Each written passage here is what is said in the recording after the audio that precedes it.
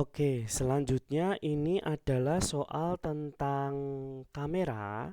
Jadi, sebentar.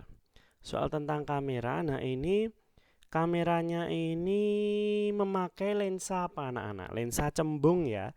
Jadi, lensa cembung saya akan gambarkan. Duh, nggak lurus. Bentar. Oke, saya geser dulu ini supaya bisa ke atas. Oke. Nah, kamera itu merupakan sebuah lensa cembung. Jadi lensa cembung, di sana ada jarak fokus, di sini ada 2f, di sini ada aslinya min f sama min 2f gitu ya. Tapi saya tulis absen aja karena ini untuk bayangan. Oke. Nah, di sini jarak dari si lensa ini gambarnya udah diperlihatkan bahwa jarak bayangannya itu 10 cm. Berarti di sini ada bayangan. Bayangannya kalau lensa itu nyata berarti terbalik, berarti di bawah ya. F-nya kita belum tahu. Nah, kita harus nulis diketahuinya dulu. Diketahui di situ ada tinggi benda H objek adalah 45 cm. Terus tinggi bayangan di filmnya itu H image itu adalah 5 cm. Terus di situ lensa, ini kan lensa ya, ini lensa. Lensa ke layar atau jarak bayangannya SI itu adalah 10 cm. Nah, karena ini nggak ada pertanyaannya, kalian memberikan ke saya duga-duga ini soalnya mencari jarak bayangan. Gitu. Tapi kalau cuma mencari jarak bayangan, gampang dong Pak, gitu ya. Coba kita analisis lah satu-satu. Di sini ada SI, berarti kalau kita mesti nyari SO-nya di sini, jarak bayangan di situ. Nah, SO di sini kita lihat dari rumus perbesaran. M itu sama dengan HI per H0. Gitu ya anak-anak. Di situ rumusnya perbesaran adalah tinggi bayangan dibagi tinggi benda. Berarti kita bisa dapatkan M perbesaran sama dengan 45. HI HI-nya 5 per 45. Berarti berapa? 1/45 bagi 5 9 ya, 1/9. Perbesarannya 1/9. Padahal perbesaran itu juga rumusnya bisa untuk SI per SO anak-anak.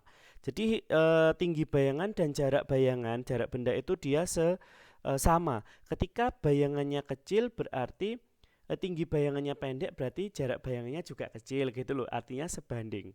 Coba berarti SI di sini diketahui perbesarannya itu 1/9, tinggal kita masukkan SI-nya tadi 10 cm per SO. Berarti kita bisa nyari SO. Kita salin silang, SO sama dengan 90. Oh ya, berarti ini jarak bendanya 90 cm. Nah, tapi mesti kita nyari F. Letak bayangannya itu harusnya di mana? Di ruang 1 kah? Di ruang 2 kah? Di ruang 3 kah? Kita harus cari F.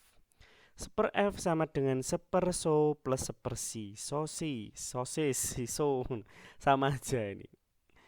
1/F sama dengan berarti 1/So-nya 90 tambah 1/Si-nya 10. Kita jadikan per 90.